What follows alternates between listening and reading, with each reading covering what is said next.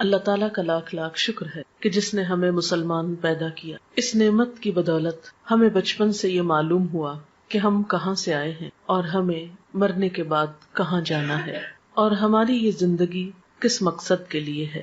اللہ سبحانہ و تعالیٰ قرآن پاک میں فرماتے ہیں خلق الموت والحیات لیبلوکم ایکم احسن عملا، کہ اس نے موت اور زندگی کو بنایا کہ تمہیں آزما کر دیکھے تم میں اچھے کام کون کرتا ہے. ہم میں سے ہر ایک کے لیے یہ زندگی ایک امتحان ہے. ہم سب سے یہ دیکھا جا رہا ہے کہ ہم کیسے عمل کرتے ہیں. پھر ہماری زندگی کے اختتام پر ہم سب کو موت سے واسطہ پڑنے والا ہے، اور ہم سب یہ بات بھی اچھی طرح جانتے ہیں کہ ہماری زندگی میں وہ دن بھی آنے والا ہے جب ہم سب کو اللہ کے حضور حاضر ہونا ہے. وہاں ہمارے اچھے اور برے اعمال کی جانچ پرکھ ہونی ہے. وہاں ہم سے نعمتوں کے بارے میں سوال کیا جانے والا ہے. لہٰذا ہم میں سے ہر ایک کو ان حقائق کے بارے میں اچھی طرح معلوم ہونا چاہیے. آج کی اس شام جس موضوع پر ہم گفتگو کرنے والے ہیں وہ ہے موت کے بعد کیا ہوتا ہے، اور پھر موت کے بعد کیا چیز ہمیں فائدہ دیتی ہے. تو گویا آج کی گفتگو 2 حصوں پر مشتمل ہے. ایک تو بذات خود موت اور اس کے بعد ہونے والے مرحلوں سے متعلق ہے، اور دوسری کہ مرنے کے بعد پھر وہ کون سی چیزیں ہیں جن سے ہم سب کو فائدہ پہنچ سکتا ہے. موت کے بارے میں گفتگو کرنا کوئی بہت خوشگوار بات نہیں، لیکن ہم سب جانتے ہیں کہ یہ ایک بہت بڑی حقیقت ہے جس سے کوئی بھی فرار حاصل کر نہیں سکتا. یہ ایک ایسا تلخ پیالہ ہے جو ہم میں سے ہر ایک کو پینا ہے. اس لیے عقل مند ہے وہ شخص جو آنے والے وقت سے پہلے اس کے لیے تیاری کر لے اور اچھی طرح جان لے کہ اس پر کیسی کیسی کیفیات گزرنے والی ہیں. قرآن پاک میں اللہ سبحانہ وتعالیٰ فرماتے ہیں کل نفس ذائقۃ الموت، ہر شخص کو موت کا مزہ چکھنا ہے. اور یہ بات 3 بار فرمائی گئی ہے. موت کیا ہے؟ موت زندگی کا اپوزٹ ہے، زندگی کا جوڑا ہے. ہر چیز اپنے جوڑے کے ساتھ مکمل ہوتی ہے. اسی طرح زندگی کا تصور اس وقت تک ادھورا رہتا ہے جب تک کہ موت کا ذکر نہ ہو. انسانی تخلیق کے بارے میں اللہ سبحانہ وتعالیٰ نے فرمایا وَكُنْتُمْ أَمْوَاتًا فَأَحْيَاكُمْ ثُمَّ يُمِيتُكُمْ ثُمَّ يُحْيِيكُمْ ثُمَّ إِلَيْهِ تُرْجَعُونَ. تم مردہ تھے، پھر اس نے تم کو زندہ کیا، پھر وہ تم کو موت دے گا، پھر وہ تم کو زندہ کرے گا، پھر تم اس کی طرف لوٹائے جاؤ گے، پھر تم اسی کی طرف جمع کیے جاؤ گے. ہم کچھ نہ تھے، پھر ہم وجود میں آئے، پھر ایک وقت ہوگا کہ موت آ جائے گی اور ہماری یہ ظاہری ہستی ختم ہو جائے گی، اور پھر ایک وقت آئے گا کہ دوبارہ زندگی ملے گی اور پھر اللہ کی طرف واپسی، حساب کتاب کا وقت. گویا ہر انسان ان 4 مرحلوں سے گزرتا ہے. پہلا مرحلہ کچھ نہ تھے. اس مرحلے میں ہماری روح موجود تھی کیونکہ اللہ تعالیٰ نے تمام روحوں کو حضرت آدم علیہ السلام کی پیدائش کے بعد پیدا کر لیا تھا، لیکن دنیا میں آنے تک وہ سب ایک انتظار گاہ میں ہوتی ہیں. اس میں روح ایک الگ وجود رکھتی ہے مگر جسم نہیں ہوتا. یہ کیفیت بھی موت سے ملتی جلتی ہے جب روح تنہا ہوتی ہے. پھر زندگی جب ملتی ہے تو روح کو جسم مل جاتا ہے. پھر جب موت آتی ہے تو روح جسم سے جدا کر دی جاتی ہے. پھر جب دوبارہ زندگی ملے گی تو جسم اور روح پھر آپس میں مل جائیں گے. تو گویا دوسرے لفظوں میں موت نام ہے جسم اور روح کی جدائی کا، اور زندگی نام ہے دونوں کے ملاپ کا.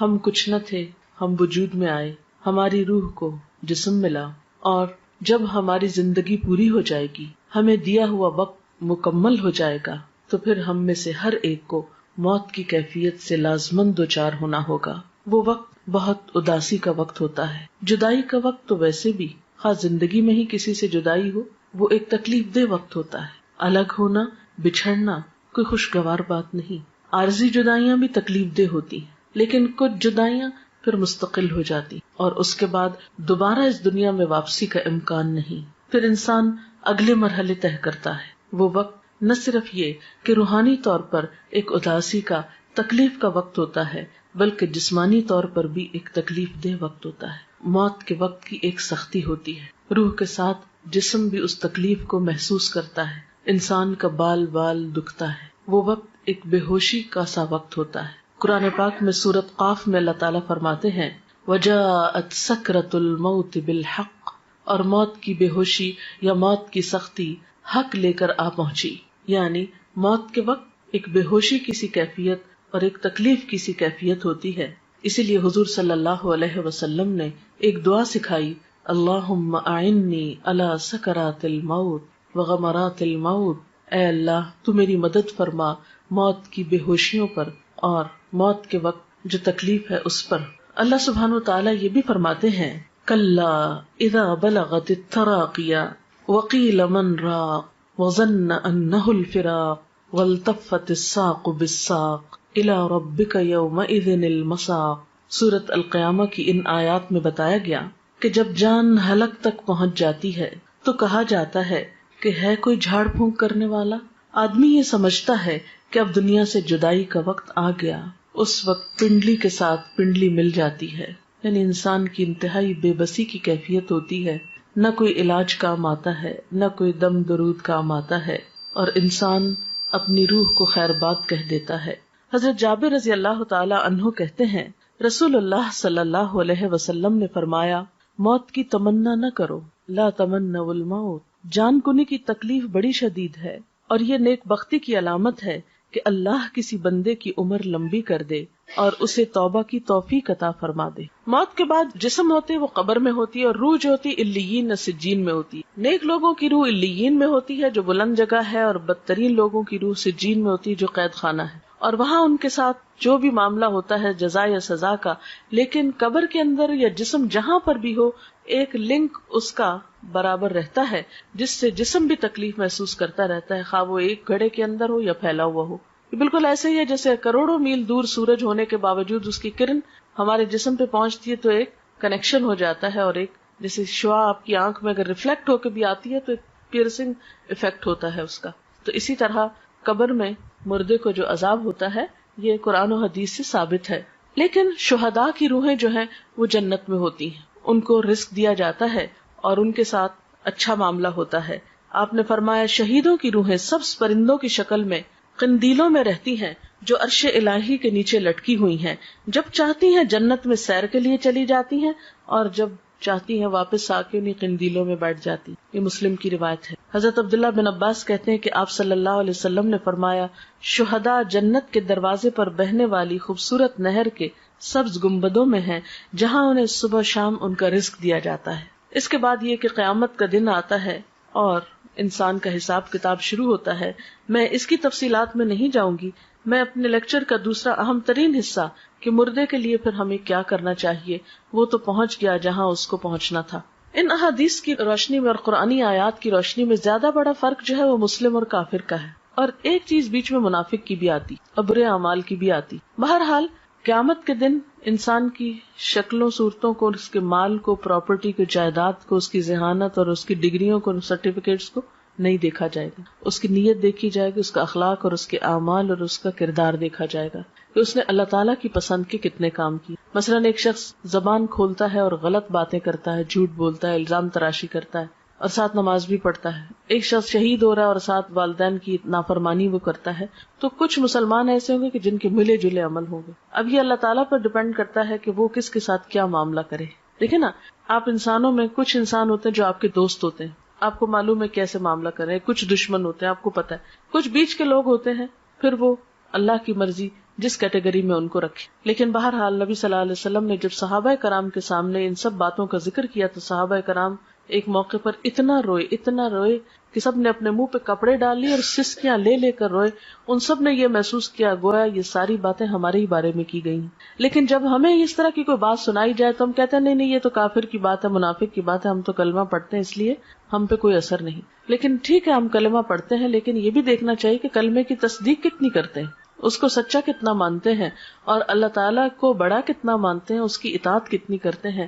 یہ بات بھی ہم سب کو سوچنے کی ہے. بات یہ ہے کہ عمل سے ہی انسان کی زندگی بنتی ہے اور اللہ تعالیٰ بھی انسان کے عمل کو دیکھتا ہے. اس لیے ہم سب کو یہ دیکھنا چاہیے کہ ہم نے اپنی آخرت کے لیے کیا تیار کر رکھا ہے. جیسے کہ قرآن پاک میں آتا ہے وَلْتَنْظُرْ نَفْسٌ مَّا قَدَّمَتْ لِغَدٍ، چاہیے کہ ہر شخص دیکھے اس نے اپنے کل کے لیے کیا تیاری کی ہے. سورۃ یاسین میں بھی اللہ سبحانہ وتعالیٰ فرماتے ہیں اِنَّا نَحْنُ نُحْيِي الْمَوْتَىٰ وَنَكْتُبُ مَا قَدَّمُوا وَآثَارَهُمْ وَكُلَّ شَيْءٍ أَحْصَيْنَاهُ فِي إِمَامٍ مُبِينٍ، کہ یقیناً ہم مردوں کو زندہ کریں گے اور ہم لکھ رہے ہیں جو کچھ وہ آگے بھیجتے ہیں اور جو اپنے آثار چھوڑ رہے ہیں، اور ہر چیز کو ہم نے ایک کھلی کتاب میں لکھ رکھا ہے. تو گویا ہر انسان کا نامہ اعمال دو چیزوں پر مشتمل ہے، ایک وہ جو اپنی زندگی میں کام کرتا ہے اچھے یا برے، دوسرے وہ جو اس کے بعد اس کے نام پر یا اس کو دیکھ کر لوگ کرتے ہیں. مثلاً اس کے جتنے بھی آثار ہیں، آثار سے مراد نشانیاں ہوتی ہیں، اثر کی جمع ہے. بچے اس کی نشانیاں ہیں، یا اس کا علم اس کی ایک نشانی یا علامت ہے، یا اور اس کے کچھ اچھے اعمال. ایسے اعمال کا اس کو بعد میں بھی بونس ملتا رہتا ہے، اجر ملتا رہتا ہے، لیکن نئے عمل کرنے کا وقت ختم ہو جاتا ہے. اس لیے ہم دیکھتے ہیں کہ نبی صلی اللہ علیہ وسلم نے فرمایا مرنے کے بعد انسان کے اعمال کا سلسلہ منقطع ہو جاتا ہے سوائے تین چیزوں کے جن کا ثواب میت کو پہنچتا رہتا ہے. نمبر 1 صدقہ جاریہ کرنا، نمبر 2 لوگوں کو فائدہ دینے والا علم، نمبر 3 نیک اولاد جو میت کے لیے دعا کرتی ہے. تو گویا انسان کے آثار میں تین چیزیں ہیں. ایک تو یہ کہ زندگی میں انسان ایسی جگہ اپنے ہاتھ سے پیسہ لگا جائے کہ جس سے لوگوں کو فائدہ پہنچے، جیسے کوئی کنواں کھدوا دیا، یا کوئی اسکول بنوایا، کوئی ہاسپٹل بنوایا، یا کوئی اور اچھا کام کیا. دوسرا یہ کہ کسی کو کوئی تعلیم دے جائے، کچھ سکھا جائے، کوئی اچھی بات بتا جائے اور وہ اس پر عمل کرے.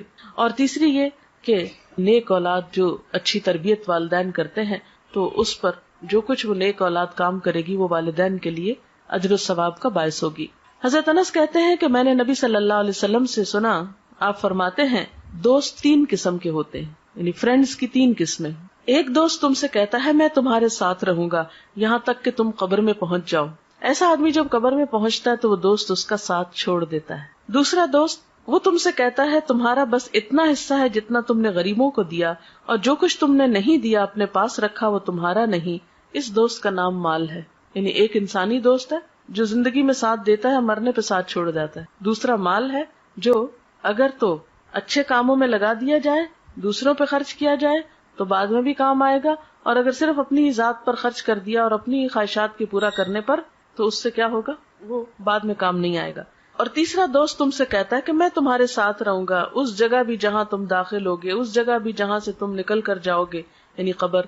اس کا نام عمل ہے. آدمی حیران ہو کر عمل سے کہے گا بخدا ان تینوں طرح کے دوستوں میں سے تم میں حقیر اور معمولی چیز سمجھتا تھا اور یہ میری بھول تھی. میں نے رشتہ داروں کے لیے، دوستوں کے لیے سب کچھ کیا، کوئی کام نہیں آیا، صرف عمل ہی ساتھ رہا. تو گویا ایک دوست انسان ہے، دوسرا مال ہے اور تیسرا عمل ہے. انسان انسانی دوستوں کو بہت اہمیت دیتا ہے، مال کو بھی بہت چاہتا ہے، لیکن کام کرنا پسند نہیں کرتا جبکہ ساتھ اسی کو دینا ہے. حضرت ابو ہریرہ سے روایت ہے نبی صلی اللہ علیہ وسلم نے فرمایا بے شک مومن کے ان کاموں اور نیکیوں میں سے جن کا ثواب اسے مرنے کے بعد بھی پہنچتا رہے گا یہ چیزیں ہیں. یعنی اپنی زندگی میں انسان ایسے کام کر جائے جس کا اجر و ثواب اس کو مرنے کے بعد ملے. تو آپ صلی اللہ علیہ وسلم نے اب وہ کام بتائے. اب یہ حدیث ہم سب کے لیے کہ وہ کون سے کام ہے جو آج ہم کریں تو ہمیں قبر میں بھی اس کا پروفٹ ملتا رہے گا، اس کا فائدہ ملتا رہے گا، کیونکہ عمل ہی ساتھ جائے گا نا. وہ کون سے ہیں؟ نمبر 1 وہ علم جس کو اس نے سیکھ کر پھیلایا، یعنی خود بھی سیکھا اور دوسروں کو بھی سکھایا یا پھیلایا. نمبر 2 نیک اولاد جو اپنے بعد چھوڑ گیا، کیونکہ وہ بھی جو کچھ کرے گی انسان کی کوشش ہوتی ہے نا اس میں شامل، کیونکہ اولاد کو سکھاتا ہے انسان طالب علموں کی طرح تربیت کرتا ہے، تو جو وہ کرے گی وہ بھی ثواب ملے گا اس کو. نمبر 3 قرآن مجید جس کا وہ دوسرے کو وارث بنا گیا، یعنی اس کے اپنا تھا جس سے پڑھتا تھا کرتا تھا، پھر وہ کسی کو دے گیا اور کوئی اور اس کو پڑھ رہا ہے. نمبر 4 مسجد جو وہ تعمیر کر گیا. نمبر 5 مسافروں کے ٹھہرنے کے لیے گھر بنا گیا، یہ کوئی ہاسٹل بھی ہو سکتا ہے، کوئی مسافر خانہ سرائے، کچھ بھی ہو سکتا ہے. نمبر 6 نہر جاری کر گیا، یعنی پانی کا انتظام کر گیا. نمبر 7 صدقہ خیرات جو وہ اپنے مال میں سے اپنی تندرستی اور زندگی کی حالت میں نکال کے گیا، یعنی کہ مرتے وقت یہ فلاں کو دے دو فلاں کو، وہ تو پھر ہو گیا اوروں کا.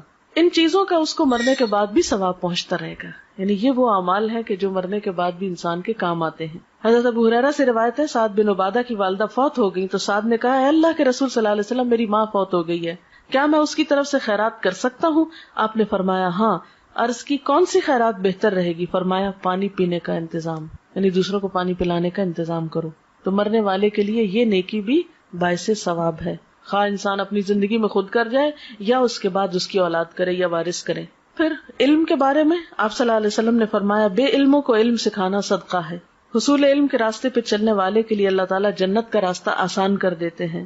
یعنی علم جو ہے انسان کے لیے بہترین صدقہ جاریہ ہے. انسان اگر سیکھتا ہے، سکھاتا ہے، کوئی کتاب لکھتا ہے، کوئی مضمون لکھتا ہے، کوئی کسی کو تعلیم دیتا ہے، کسی طالب علم کی فیس دیتا ہے، کوئی اسکول بنوا دیتا ہے، کوئی مدرسہ بنواتا ہے، کچھ بھی جو علم کی ایکٹیویٹی یا ترقی کے لیے، اور آج کا دور جیسے کمپیوٹر اور انٹرنیٹ کا دور ہے یا اور وسائل، تو کوئی بھی ایسا آلہ یا چیز خریدنا یا تیار کرنا یا ایجاد کرنا، وہ سب اس میں شامل ہے جس سے خیر کی بات عام ہو سکے. پھر نیک اولاد، یعنی انسان کی زندگی میں بہت چانس ہے کہ اپنے بچوں کی، اور خصوصاً آپ مائیں ہیں جن کے پاس بچوں کو وقت زیادہ ملتا ہے رہنے کا، ان کی اچھی تربیت کرے. آپ نے فرمایا سب سے پاکیزہ کھانا جو تم کھاتے ہو اپنے ہاتھ کی کمائی سے ہے، اور تمہاری اولاد بھی تمہاری کمائی میں شامل ہے. یعنی گویا اولاد کو قرآن و سنت کا علم دینا، اچھی تمیز، اخلاق، ادب سکھانا جو ہے اجر و ثواب کا باعث ہے. ایک اور چیز جو میت کو فائدہ دیتی ہے وہ دعا ہے. ایک مسلمان جب اپنے بھائی کی عدم موجودگی میں دعا کرتا ہے تو وہ قبول ہوتی ہے، اور اس آدمی کے پاس ایک نگران فرشتہ ہوتا ہے جو کہتا ہے کہ جو دعا تم اپنے بھائی کے لیے کر رہے ہو وہی تم کو بھی ملے. پھر اسی طرح ایک حدیث میں آتا ہے کہ قبر میں میت کی مثال ڈوبنے والے اور فریاد کرنے والے کی طرح ہوتی ہے، جو اپنے ماں باپ یا بہن بھائی یا کسی دوست کی دعا کا منتظر رہتا ہے، اور جب وہ اسے پہنچتی ہے تو دنیا کی ہر چیز سے زیادہ پیاری اس کو وہ دعا ہوتی ہے جو دوستوں کی طرف سے اس کو ملتی ہے یا اولاد کی طرف سے. آپ صلی اللہ علیہ وسلم نے فرمایا بے شک اللہ تعالیٰ اہل دنیا کی دعا سے اہل قبور کو پہاڑوں کے برابر اجر عطا کرتا ہے. یعنی ہماری دعائیں مردوں کے حق میں کیسے ثابت ہوتی ہیں؟ جیسے پہاڑ جتنا تحفہ، جو معمولی چیز نہیں ہے کسی مرنے والے کے لیے دعا کرنا. مردوں کے لیے زندوں کی طرف سے بہترین تحفہ ان کے لیے استغفار کرنا، یعنی ان کی بخشش کی دعا کرنا. اور وہ دعا کیا ہے؟ اللہم اغفر لہ وارحمہ وعافہ واعف عنہ واکرم نزلہ ووسع مدخلہ واغسلہ بالماء والثلج والبرد ونقہ من الخطایا کما ينقى الثوب الابيض من الدنس اللهم ابدله دارا خيرا من داره واهلا خيرا من اهله وزوجا خيرا من زوجه اللهم ادخله الجنة واعذه من عذاب القبر ومن عذاب النار. تو یہ مسنون دعا ہے جو آپ صلی اللہ علیہ وسلم مردے کے لیے پڑھتے تھے. ہم سب کو بھی اپنے والدین کے لیے اور دیگر رشتہ داروں کے لیے یا دوستوں کے لیے جو دنیا سے چلے جائیں یہی دعا کرنی چاہیے. ہم سب کے پاس جو وقت ہے، صحت ہے، جوانی ہے، یہ ساری نعمتیں ایسی ہیں کہ جن کے بارے میں ہم سے سوال کیا جائے گا، حساب ہوگا. تو بات یہ ہے کہ ہمیں دو کام کرنے ہیں. ایک تو یہ کہ اپنے لیے ایسے کام کرنے ہیں جو ہمارے مرنے کے بعد ہمارے اپنے لیے صدقہ جاریہ بنے. دوسرے وہ کام ہیں جو ہمیں اپنے عزیز دوستوں، رشتہ داروں، والدین اور دیگر اقرباء کے لیے کرنے ہیں اگر وہ دنیا سے چلے جائیں، کیونکہ وہ اب اپنے لیے خود کچھ نہیں کر سکتے، وہ اب آپ کی دعاؤں کے محتاج ہو گئے. تو سب سے پہلی بہترین چیز جو کرنی ہے آپ کو وہ دعا کرنی. نمبر 2 یہ کہ ان کے لیے صدقہ خیرات کرنا ہے، اور خاص طور پر اگر وہ کوئی قرضہ چھوڑ گئے تو پہلے اس کو ادا کرے، ان کی وراثت تقسیم کرنے میں مدد کرے اہل خاندان کی. تیسری چیز، اگر ان کے روزے چھوٹ گئے ہیں تو اس کو ادا کریں، چاہے خود رکھیں یا اس کا کفارہ دیں. اور چوتھی چیز یہ کہ ان کے لیے صدقہ خیرات کا اہتمام، جیسے کنویں کھدوانے کی شکل میں یا پانی پلانے کی شکل میں یا اور کسی بھی طریقے سے. تو دعا، قرضوں کی ادائیگی، علم کا پھیلانا، یہ تمام چیزیں جو ہیں یہ میت کو فائدہ دیتی ہیں. وآخر دعوانا ان الحمدللہ رب العالمین. اب اگر آپ کے پاس کوئی سوال ہے تو آپ وہ کر سکتے ہیں. میں نے اسی لیے ذرا سا پہلے چھوڑا ہے کہ دعا کا بھی وقت مل جائے، اور اگر کوئی بات آپ کے ذہن میں ہو جو اس لیکچر سے واضح نہیں ہوئی تو اس سے آپ کو فائدہ ہو جائے. شرک کا مطلب ہوتا ہے کسی کو شریک کرنا. اللہ تعالیٰ کی ذات میں، اس کی صفات میں، اس کے حقوق میں، اختیارات میں کسی اور کو شریک سمجھنا شرک ہوتا ہے. ذات میں شرک کیا ہے؟ جیسے اللہ تعالیٰ کو الہ ماننے کے علاوہ پتھروں کے بت یا فرشتوں یا نیک انسانوں کو بھی پوجنا، یعنی خواہ وہ کوئی قبر ہو یا پتھر کا کھڑا بت ہو یا کوئی فرشتہ ہو یا پھر مورت ہو یا کوئی بھی چیز. صفات میں شرک یہ ہوتا ہے کہ جو قوت اللہ کے پاس ہے وہ اوروں کے پاس بھی. مثلا وہ رزق دیتا ہے تو ہم یہ آس لگا لیں کوئی اور بھی دیتا ہے. اگر وہ دعائیں سنتا ہے تو ہم سمجھے کوئی اور بھی ہماری پکار سننے والا ہے. اگر وہ رزق اور اولاد دیتا ہے تو ہم سمجھے کسی انسان کے ہاتھ میں بھی ہے، نعوذ باللہ. ایسا یہ صفات میں شرک ہوتا ہے. کسی کو قسمتوں کا بنانے بگاڑنے والا ماننا نہیں، یہ سب صرف اللہ ہی کرتا ہے. ان یمسسک اللہ بضر فلا کاشف لہ الا، اگر تم کو کوئی نقصان پہنچے تو اس کو دور کرنے والا کوئی نہیں سوائے اللہ کے. اگر یہ سمجھنا کہ ہمارا غم اور مشکل کشائی کوئی اور کر دے گا، یہ شرک. اسی طرح حقوق کے، جیسے عبادت اللہ کی ہونی چاہیے، اگر آپ غیر اللہ کی شروع کر دیں، نماز، روزہ، سجدہ وغیرہ، تو یہ شرک. اختیارات یہ کہ جیسے اختیارات اللہ کے اگر کسی اور میں سمجھے تو یہ بھی شرک. سوال ہے میت کے نام پر کھانا پکا کر کسی کو کھلانا یا مسجد میں بھیجنے سے میت کو فائدہ ہے یا نہیں؟ اگر وہ کسی غریب کو آپ کھلا رہے ہیں، کسی ضرورت مند کو دے رہے ہیں، تو انشاءاللہ فائدہ پہنچے گا، یعنی صدقہ اس کے نام پر آپ کر رہے ہیں، اس کو فائدہ پہنچانے کا۔ لیکن اگر وہ پکا کر خود ہی بیٹھ کے کھا لیتے ہیں، جیسے ہمارے یہاں ہوتا ہے کہ تیسرے دن کل کرتے ہیں اور اس میں اچھے اچھے فروٹ کاٹتے ہیں اور وہ سب آئے ہوئے دوست رشتے دار کھا پی کے گھروں کو چلے جاتے ہیں، پارٹی کا سما ہوتا ہے، تو یہ تو کوئی صدقے کی قسم نہیں ہے۔ یا پھر یہ کہ ہر جمعرات کو ہم اسی طرح کا کام کرتے ہیں، یا 40 دن گزرنے پر ہم دیگ چڑھاتے ہیں اور سب ایک جیسے دعوت ہو رہی ہے سب کی، آئے بیٹھے کچھ اور کھایا پیا اور چلے گئے، تو صدقہ ہے نا، یعنی کسی غریب کو کھلانا، کسی ضرورت مند کو دینا۔ تو میت کے نام پر اگر آپ صدقہ کرنا چاہتے ہیں تو ضرورت مندوں کو دیں، یتیموں کو دیں، بیواؤں کو دیں، مسکینوں کو دیں، یہ صدقہ ہوگا۔ 13 شعبان کو میت کے حوالے سے کوئی چیز قرآن و سنت سے ثابت نہیں ہے۔ اچھا، اب آپ دیکھیں کہ میت کے لیے مثلاً اگر صدقہ کرنا ہے اور آپ کو غریب مسکین کو بھی آپ نے کھانا کھلا دیا تو اور کیا کریں؟ کسی کو پڑھا دیں، کسی بچے کی فیس دے دیں، اور نیت یہ کر لیں کہ اس کا ثواب میت کو پہنچے۔ کوئی اسکول بنوا، آپ دیکھیں ہمارے اسکولوں میں لائٹ نہیں ہوتی، بیٹھنے کو کرسیاں نہیں ہیں بچوں کے، اور اسی طرح عمارت نہیں ہے سر پہ۔ پاکستان میں کتنے اسکول ایسے ہیں جن کی چھتیں ہی نہیں ہیں، اوپن میں اسکول ہو رہے ہیں۔ تو یہ علم جو ہے یہ فرض ہے مسلمانوں پر حاصل کرنا، طلب العلم فریضۃ علی کل مسلم۔ اس فرض کی ادائیگی میں اگر آپ کوئی بھی چیز میت کے لیے کرتے ہیں تو اس کا بھی فائدہ ہے۔ اور ابھی تو مردے کی حالت میں نے بتائی ہے کہ یا تو نیک ہوگا اور یا بد ہوگا۔ تو اب اگر ایک شخص سزا میں مبتلا ہے وہاں، تو آپ کا کیا خیال ہے وہ عید کر رہا ہوگا؟ یہ تو عقل کو بھی نہیں لگتی نا بات کی مردہ عید کرے۔ مردوں کی کیا عید؟ نصف شعبان کی کیا کوئی دعا ہے؟ یہ دعا کی کوئی فضیلت ہے؟ دیکھیں کہ آپ صلی اللہ علیہ وسلم سے کوئی ایسی دعا تو ہمیں نہیں پتہ چلتی قرآن و سنت میں کہ جو آپ نے 15 شعبان کو خاص طور پہ مانگی۔ دیکھیے کہ اسلام میں عبادت کا جو تصور ہے وہ یہ ہے کہ بندہ ہر لمحہ اپنے رب کو یاد کرے، یہ ہے عبادت کی روح۔ یہ نہیں کہ آپ سال بھر بھولے رہیں اور ایک دن بس جلدی سے جا کے ہاتھ لگائیں، یاد کر لیں، پھر آ کے واپس بھول جائیں۔ کرسچنس کے اندر تو یہ ہے کہ سنڈے کے سنڈے آپ جا کے خدا کو یاد کر لیں اور باقی دن جو ہے وہ اپنی مرضی کے گزارے۔ اسلام میں کیا ہے؟ فاذکرونی اذکرکم، مجھے یاد کرو میں تم کو یاد کروں گا۔ نبی صلی اللہ علیہ وسلم کا طریقہ کیا ہوتا تھا؟ کان یذکر اللہ فی کل احیان، آپ اللہ کو ہر لمحہ یاد کیا کرتے تھے۔ الذین یذکرون اللہ قیاما وقعودا وعلی جنوبہم، وہ لوگ جو اللہ کا ذکر کرتے رہتے ہیں کھڑے اور بیٹھے اور لیٹے۔ یہ ہے عبادت کا تصور۔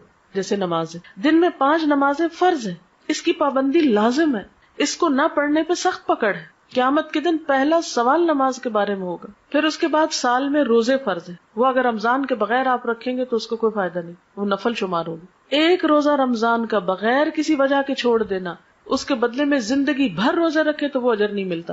یعنی پوری زندگی آپ روزے رکھیں نا اور ایک چھوڑ دیں رمضان کا روزہ تو وہ برابر نہیں ہو سکتا اجر۔ پھر حج فرض ہے صاحب استطاعت لوگوں پر، اور حج کے لیے دن مقرر ہے، مہینہ مقرر ہے، وقت اور جگہ مقرر ہے۔ اگر اس پہ آپ نہیں پہنچے تو آپ کا حج نہیں ہوا۔ عیدوں کا دن مقرر ہے، زکوٰۃ کے لیے کہ جب آپ کا سال پورا ہو، سال میں کسی بھی وقت جب آپ کا ٹائم پورا آپ دے دیں۔ یہ تو ہے مقرر دن، مقرر وقت، مقرر جگہ، مقرر طریقے۔ باقی کیا ہے؟ ہر وقت اللہ کو یاد کرو، ذکر کرو، توبہ استغفار کرو، تسبیح کرو، صدقہ خیرات کرو، کچھ بھی کرو۔ لیکن ہم نے کیا کیا ہے کہ کچھ مخصوص دنوں کو بس خاص کر لیا عبادت کے لیے اور باقی زندگی اپنی مرضی کے لیے۔ یہ طریقہ کار درست نہیں ہے۔ اس میں پھر خاص طور پر جو چیزیں بہت زیادہ زور پکڑ رہی ہیں وہ رجب کی 27 تاریخ کو عبادت کر لینا یا 15 شعبان کو کر لینا، حالانکہ حضور صلی اللہ علیہ وسلم شعبان میں اتنی کثرت سے روزے رکھتے تھے کہ اور کسی مہینے میں رمضان کے علاوہ نہیں۔ آپ کہتے تھے کہ اس مہینے میں اعمال اللہ کے حضور پیش کیے جاتے ہیں کہ میرا جی چاہتا ہے کہ جب میرے عمل اللہ کے حضور پیش کیے جائیں تو میں روزے سے ہوں، یعنی اتنا اجر و ثواب ہے اس مہینے میں روزے رکھنے۔ لیکن ہم لوگوں نے باقی تو نفلی روزے بھول کے صرف ایک 15 کا روزہ رکھ لیتے ہیں، حالانکہ آپ نے صرف ایک دن مخصوص نہیں کیا اس کے لیے۔ ہاں 15 کے بعد روزے رکھنے سے منع کیا ہم کو تاکہ اگلے رمضان کے اوپر اثر نہ پڑے۔ باقی اس مہینے میں صدقہ خیرات کریں، ذکر اذکار کریں، نمازیں پڑھیں، جو بھی کریں اچھے کام وہ آپ کو فائدہ دیں گے۔ لیکن صرف مخصوص اوقات میں مخصوص طریقے کی مخصوص نماز پڑھ کے فارغ ہو جانا اور پھر فرائض کی بھی پابندی نہ کرنا، یہ بات درست نہیں۔ عورتوں کے قبرستان جانے کے بارے میں یہ کہ پسندیدہ نہیں ہے، کبھی ایک آدھ بار چلا جائے انسان عبرت کے لیے تو اور بات ہے، جیسے حضرت عائشہ سے روایت ہے ایک دفعہ وہ گئی تھی اپنے بھائی کی قبر پر، یا یہ کہ آپ لوگ کہیں بازار سے گزر رہے ہوتے ہیں تو راستے میں قبرستان ہے اور گاڑی گزر رہی تو آپ بھی دعا پڑھ دیں۔ لیکن اسپیشلی قبرستان کے اندر جا کے کسی قبر کے پاس بیٹھ رہنا اور عورتوں کا کثرت سے جانا، اس کو ناپسند کیا گیا ہے۔ کوئی شخص مر گیا اس کے نام پر کھانا پکانا اور فاتحہ پڑھنا کیا درست ہے؟ میں نے بتایا نا ابھی کہ اس کی طرف سے صدقہ کرنے کے لیے آپ کسی غریب کو دے دیجئے اور کسی ضرورت مند کو کھلائیے.